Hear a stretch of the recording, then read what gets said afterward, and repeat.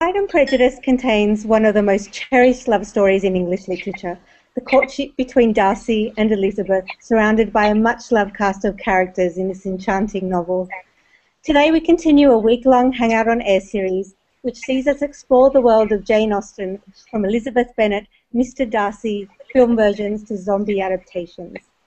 I'd like to welcome back Jane Austen Society President and best-selling author Susannah Fullerton, an award-winning British actress Miriam Margolyes, and globally Miriam Margolyes, sorry. And today we'll be talking about the dashing sex symbol of the novel, Mr. Fitzwilliam Darcy. Now we will have the wonderful Miriam Margolyes reading from Volume 3, Chapter 4 of Pride and Prejudice to introduce us to Mr. Darcy.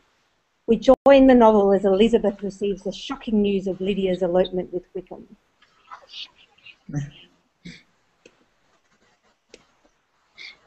"Oh, where is my uncle?" cried Elizabeth, darting from her seat as she finished the letter, in eagerness to follow him without losing a moment of the time so precious.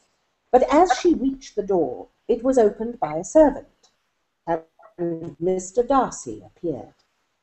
Her pale face and impetuous manner made him start, and before he could recover himself enough to speak, she, in whose mind every idea was superseded by Lydia's situation, hastily exclaimed, "I beg your pardon, but I must leave you. I must find Mr. Gardiner this moment, on business that cannot be delayed. I have not an instant to lose." "Good God! What is the matter?" cried he, with more feeling than politeness. Then, recollecting himself, "I will not detain you a minute, but let me or let the servant go after Mr. and Mrs. Gardiner. You are not well enough. You cannot go yourself." Elizabeth hesitated, but her knees trembled under her, and she felt how little would be gained by her attempting to pursue them. Calling back the servant, therefore, she commissioned him, though in so breathless an accent as made her almost unintelligible, to fetch his master and mistress home instantly. On his quitting the room, she sat down, unable to support herself, and looking so miserably ill that it was impossible for Darcy to leave her, or to refrain from saying, in a tone of gentleness and commiseration, "Let me call your maid. Is there nothing you could take to give you present relief? A glass of wine? Shall I get you one? You are very ill." "No, I thank you," she replied, endeavouring to recover herself. "There is nothing the matter with me. I am quite well. I'm only distressed by some dreadful news which I've just received from Longbourn." She burst into tears as she alluded to it, and for a few minutes could not speak another word. Darcy, in wretched suspense, could only say something indistinctly of his concern, and observe her in compassionate silence. At length she spoke again. "I have just had a letter from Jane with such dreadful news. It cannot be concealed from anyone.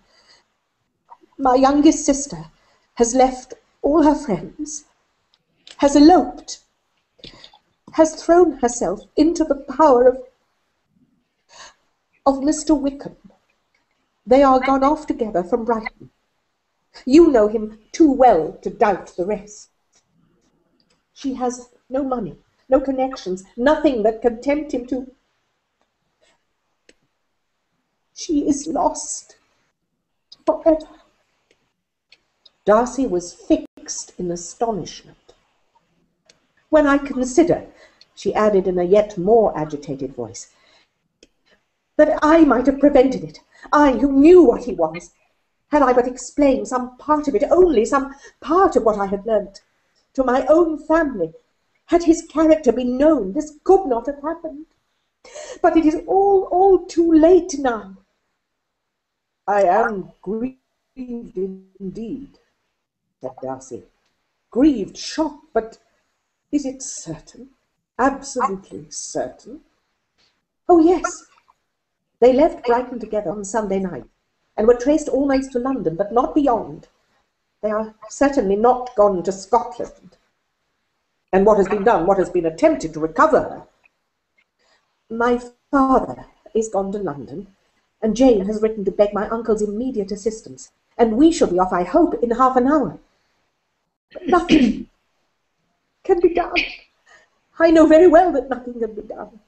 How is such a man to be worked on? How are they even to be discovered? I have not the smallest hope. It is in every way horrible. Darcy shook his head in silent acquiescence. When my eyes were opened to his real character, oh, had I known what I ought, what I dared to do, but I knew not. I was afraid of doing too much. Wretched, wretched mistake. Darcy made no answer. He seemed scarcely to hear her, and was walking up and down the room in earnest meditation, his brow contracted, his air gloomy. Elizabeth soon observed and instantly understood it. Her power was sinking. Everything must sink under such a proof of family weakness, such an assurance of the deepest disgrace. She could neither wonder nor condemn, but the belief of his self-conquest brought nothing consolatory to her bosom, afforded no palliation of her distress. It was, on the contrary, exactly calculated to make her understand her own wishes, and never had she so honestly felt that she could have loved him as now, when all love must be vain. But self, though it would intrude, could not engross her.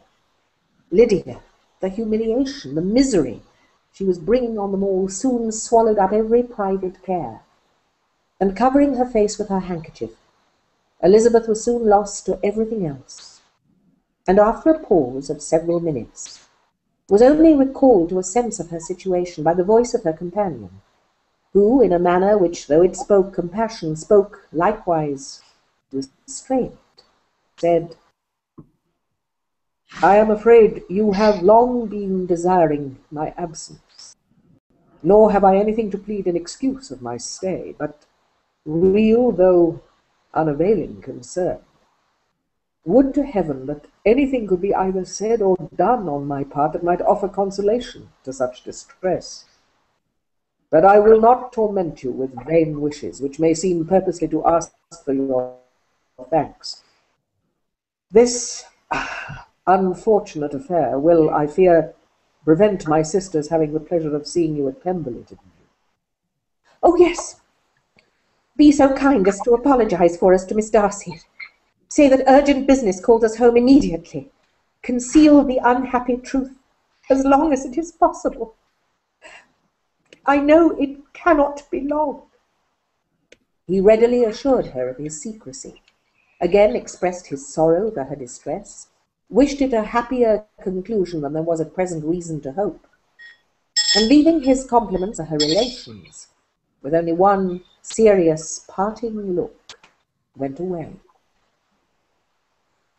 As he quitted the room, Elizabeth felt how improbable it was that they should ever see each other again on such terms of cordiality as had marked their several meetings in Derbyshire. And as she threw a retrospective glance over the whole of their acquaintance, so full of contradictions and varieties, sighed at the perverseness of those feelings which would now have promoted its continuance, and would formerly have rejoiced in its termination. Wow, what a scene. Susannah, Mr. Darcy has become the template for romantic heroes. What has made him so eternally desired and talked about? Well, Mr. Darcy enters the novel when he strides into that ballroom at the Meryton Assembly, very early on in the book. He comes with his friend Mr. Bingley, and it's immediately made clear that Mr. Darcy is richer, taller, handsomer, and generally superior to his friend Mr. Bingley. And we hear in that opening bit when Mr. Darcy walks in that he very soon drew the attention of the room by his fine, tall person, handsome features, noble mien. and of course also by the report that is very soon in circulation that Mr. Darcy owns 10,000 a year and a wonderful estate in Derbyshire. So here he is at the start of the novel, tall, dark, rich and handsome, although Jane Austen never actually tells us that Mr. Darcy is dark. Every actor who's ever portrayed him has been dark, but he could just as easily in the novel actually be blonde. Anyway, he arrives on the scene, and of course very quickly he insults our wonderful heroine Elizabeth Bennet. And from that time he remains reserved. Mr. Darcy doesn't have a large number of speeches in the novel. I think Jane Austen was working on the premise that if he stays the strong and silent type, he's unlikely to put his foot in his mouth too often and distress too many readers. And of course, as the novel progresses and he learns, he admits to his mistakes, he improves, he becomes more desirable by the moment. And Mr. Darcy has been voted the most romantic hero in fiction. He is truly wonderful. Is he everybody's favourite Jane Austen hero, or do any of the others joining this hangout prefer other Austen heroes to Mr. Darcy? I have to say that Mr. Darcy is absolutely... I prefer Colonel Brandon. Colonel Brandon from Sense and Sensibility, and Yes. Jenny? Absolutely, Mr. Darcy. I think, too, I have to add, and I guess others may agree, that the 1995 BBC adaptation, putting Colin Firth into that role, has sort of made a huge difference.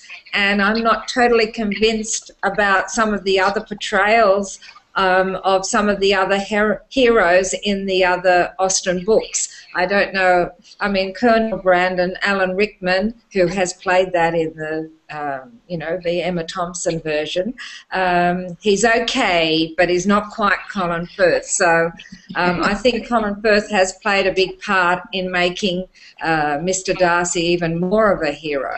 But I still think the book alone will do the job. Terry, what about you? Is Darcy your favourite Austen hero? Yes, he is absolutely. He's absolutely my favourite. I just think he's lovely, and I really like him because I think he grows so much through the novel, through the course of the novel, and he's just by the end, he's just tall, dark, handsome, and human, and I just think. Yeah, he's just delightful. It's very interesting, isn't it, watching Mr. Darcy learn, but also I think seeing in the novel what has made Mr. Darcy what he is. He's the eldest son of very wealthy parents. He inherits a wonderful estate. He goes off to Cambridge. He's treated as important by everybody. But he's also lost both his parents as quite a young man. And he's had the responsibility of looking after a young teenage sister. And, of course, running a great estate and employing servants. And he's had a lot of responsibility thrust on him from an early age. And perhaps he's just grown terribly sick of flatterers and mammas anxious to get him to marry their daughters. And so when he arrives in the novel, he is, of course, insulting to Elizabeth. He doesn't want to dance with her. But I think as we get to know Mr. Darcy a bit better, we can see why he is behaving the way he is and how his background has made him like that. Michael, I think you've got a theory that Mr. Darcy is just suffering from shyness. Well, I believe that everybody wants a piece of him. And that explains why he's a bit standoffish. Everybody knows that he's very rich. Everyone in Georgian England was on the make. You had all these social mobility upwards and also downwards. Everyone was under threat. Everyone was on the make. He was a key to something that everybody wanted. And if I was the key to something that everybody wanted a piece of, I would be standoffish too. But he does insult Elizabeth, and of course he comes to regret that. Immediately. Another thing I find very interesting about Darcy is that he's, for a very long time, in fact almost from the cradle, he's been expected to marry his cousin, Anne de Bourgh. Now, it's very interesting when you read the novel carefully, you discover that Anne de Bourgh is actually a couple of months older than Mr. Darcy. And so that means she's 28. Now, a woman of 28, like Charlotte Lucas, is really on the shelf in Georgian England. So it makes it very clear that Lady Catherine has been awfully slow about doing anything to make Darcy marry her daughter. So I think we get a sense from that of how Darcy has resisted the pressures of Lady Catherine and his cousin. He's holding out for something much, much better. And of course, that's what he gets in the end. Do you think, Susannah, do you think that one of the worries for Darcy is that he could see Lady Catherine there in the picture, which would have been very daunting for him if he had married her? Lady Catherine would be a truly terrible mother-in-law, but look at the one he gets. He gets Mrs. Bennet. True, that's true. It takes a brave man to take on Mrs. Bennet as a mother-in-law. I'm interested in your comments, Susannah, just a moment ago when you were talking about Darcy's background to making him what he is, and you know, losing his parents early on, that type of thing.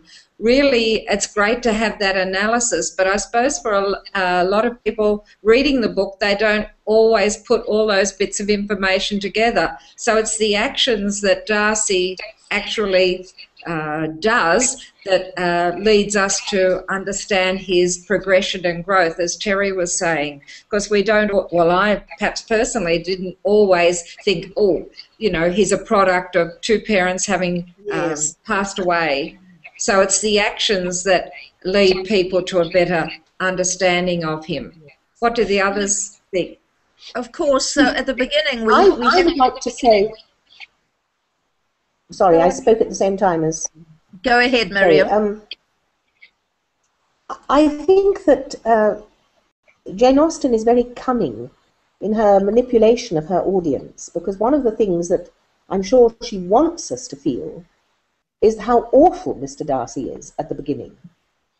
Our interest is alerted to the fact that he's handsome and rich.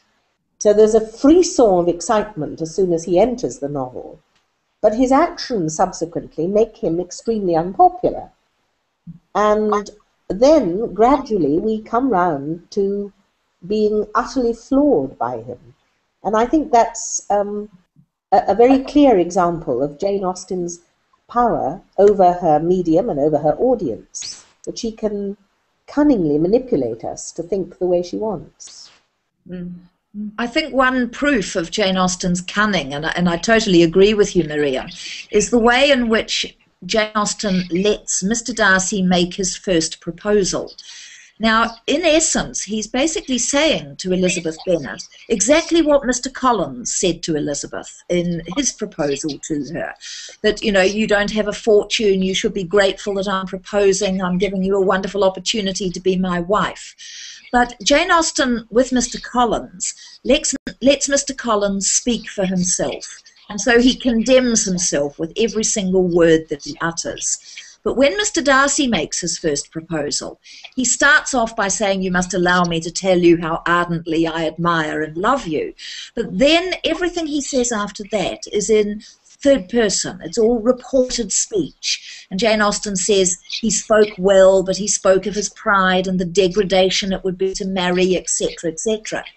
And she doesn't let him condemn himself out of his own mouth, because he's her hero and she wants to keep her readers looking at him as a hero. So it's very, very cleverly done, the way in which Mr. Collins and Mr. Darcy are essentially saying the same thing, but one is allowed to condemn himself by speech and the other is not allowed to do so. Terry, you were going to make a comment earlier. Sorry, well, we interrupted you. Well, I was just going to refer to the point that that Michael made, because I hadn't really thought about it until just now, that when Darcy walks into the assembly room, he must be aware that every mother in that hall has got her eyes and trying to get her hooks into him. So you can understand his, his reticence or his, his reluctance to engage when he probably is aware of what everybody is thinking. And right at his side is Mr. Bingley, who, of course, also wants to get her hooks into him. So the poor man has very little chance of escape. Isn't it also true that it's really important that Elizabeth turns Darcy down at that point? Because she has a very long learning curve to go on. He does too. And it's very important for both of them, him and her, that she turns him down, because ultimately she has to be loyal to her family. That is really crucial. And he has to understand that. He must learn that before he becomes worthy of her. And I think he does, Michael, in that very moving scene that Miriam read at the start of this, where he goes off, of course, from that encounter with Elizabeth to London to seek out Wickham, a man that he loathes, and basically to bribe Wickham into marrying Lydia Bennet. And I think that shows that he has learned that lesson that you mentioned, that it's so important that he recognises Elizabeth with all of her family, all the baggage that comes with her. And it must be so hard for Darcy to search through London for a woman that he hates, the woman who was such a poor guardian for his own sister, Georgiana, and then to bribe the man who tried to elope with his own 15-year-old sister. So it just shows how deeply he's in love with Elizabeth, that he's willing to go through all of that at the end of the novel, and it's all off stage, and do that in order to win the love of Elizabeth. So it's I think a very moving scene. He does it all anonymously. He doesn't even want to try and take credit. That's right, and it's Lydia who lets out that secret to Mrs. Gardiner, who then, of course, tells Elizabeth. So that's another point in his favour, isn't it? When you say, Susannah, it's a very, very moving scene that Miriam read there. The fact that Lizzie is in tears, which is a different look completely, which was very genuine and heartfelt because of the situation. That's a different look for Lizzie completely when you look at the other scenes where she's such a powerful and empowered person in her dialogue conversations with Darcy. So it's sort of showing a range of the way their relationship is perhaps developing. So it is a very powerful scene, that one. And Lizzie in tears. Yes. Because I think the only other time she's cried in the novel is when she has read his, after he has proposed, and she's terribly upset and she hurries off to her room and indulges in a bout of crying. So it's only ever Darcy who makes Elizabeth cry in this novel. And of course the elopement, which was so catastrophic for a family in that day and age. Really a terrible thing to have happen in a family. I think up until that point, it shows how much our attitudes have changed, doesn't it, since those times. It's a very interesting picture of the moral rigour of Georgian England towards women, particularly. We were the chattels, weren't we? Absolute chattels, yes. And that comes through very clearly. And those elopements to Gretna Green, it's a fascinating part of the history of that era. Irate fathers chasing young men and their daughters on the road up to Scotland. And then, of course, having to force a marriage, because it wasn't just Lydia's reputation that gets ruined, it's all her sisters. Their reputations get tarnished as well as Lydia's. So it is a terrible thing for a family to face. It's also interesting. Exactly like. Sorry, Mike. Go ahead. It's also interesting that you get this theme, which we also read from John Gregory's father's legacy to his Daughters, which came out in the 1770s, this concept of female gratitude. And it's interesting that in Pride and Prejudice, things only change when Elizabeth learns to be grateful to Darcy, but also that he does something to make her grateful for. So it's a two-way thing. It isn't only women needing to be grateful for men. It's men are willing to earn gratitude, and that's something that Darcy does through all those offstage things that Susannah has already talked about. I think another reason why Mr. Darcy appeals to me so much is that he's a hero who reads books. And to me, that's really sexy. A man who loves reading novels, and he's got a well-stocked library. I would just adore to go into his library at Pemberley and have free reign of it for the rest of my life. And we hear that Mr. Darcy buys the new novels, and his library is up to date. And I think a man with a library is absolutely wonderful. I don't know if the rest of you get so excited about a man with a library, but I do. A library and £10,000 a year. Yeah, you can buy plenty of books with £10,000 a year. As Mrs. Bennet says, what jewels, what pin money, what carriages you will have.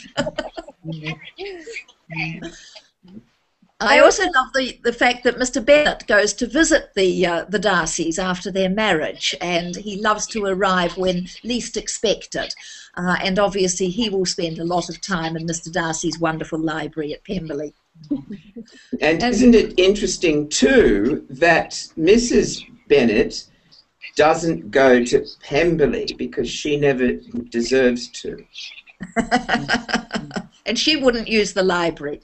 No. But I like the other things about Darcy as well, which I agree with everything that's been said, but the other little things that come out as the novel progresses too, that, you know, he's offering to fishing to Mr. Gardner when they are in that area. There are other sides to Darcy, and also Mrs. Reynolds, the housekeeper, and her positive comments about Darcy and what a lovely little boy he was and his nature. So, as you're saying earlier, Susannah, more information, reading between the lines, they were spoken lines about him, which adds to a fuller picture of why, well, I like Mr. Darcy as well. I think it's a very important point that the housekeeper at Pemberley is named Mrs. Reynolds, after the greatest portrait painter of the day, Sir Joshua Reynolds. And she is, of course, painting a portrait of a rather different side of Mr. Darcy that Elizabeth hasn't seen before. So I think Jane Austen chose that name very deliberately indeed. Terry, sorry, we interrupted you. I was just going to say also to the way that Georgiana speaks about him, about a loving brother he is. So, you know, we do get to see this other side to him, especially, and I think especially in those scenes at Pemberley, he just, you know, this character who has been difficult, but still always likable. But now in that, to really get to see him and his own turf and a much more rounded character. It has been commented by some critics that the friendship between Darcy and Bingley is perhaps not entirely realistic. Darcy is quite a few years older than Bingley. The two men are very different in personality.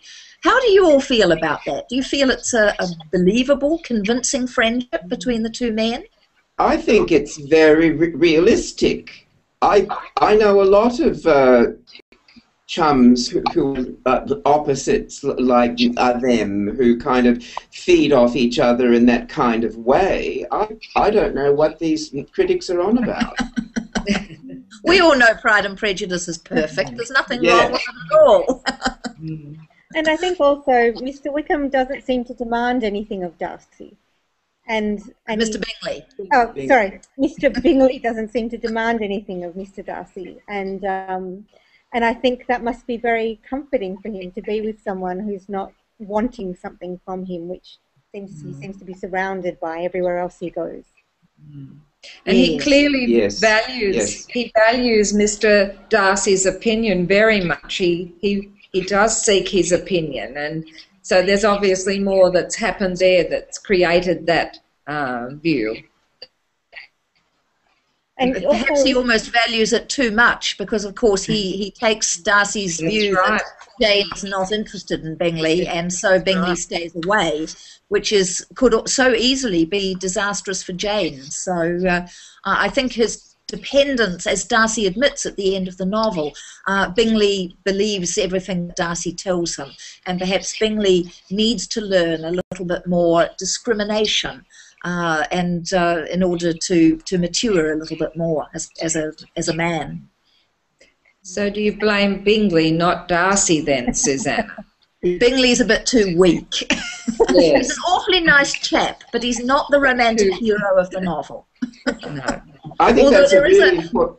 There is a T-shirt available that advertises the slogan, "You can have Darcy, I want Mr. Bingley." Won't be buying that one. Bingley lovers out there. I think that's a really important point. This is a novel about maturity, and everything goes to the people who mature, and everything is taken away from the people who don't. That's very true. But where do you fit somebody like Charlotte Lucas into that, Michael? Does she mature? She knows what she's getting. I've got a lot of respect for her. She went into all of that with her eyes open, and she was doing the best job she could for herself. Yes. And in fact, you see her deal with it so well, you know, encouraging him to visit Lady de Bourgh constantly and doing the gardening all the time and those sorts of things. So, you know, in some ways she accepts her fate, but also knows how to manage it to the best of her ability. Poor Charlotte. It's also interesting to think about how much, and this is the comment that Jenny made earlier, how much our view of Mr. Darcy has been influenced by different television adaptations. Yeah. I think there must have been quite a few readers of Pride and Prejudice who were very disappointed to find that there was no wet shirt scene actually in the novel.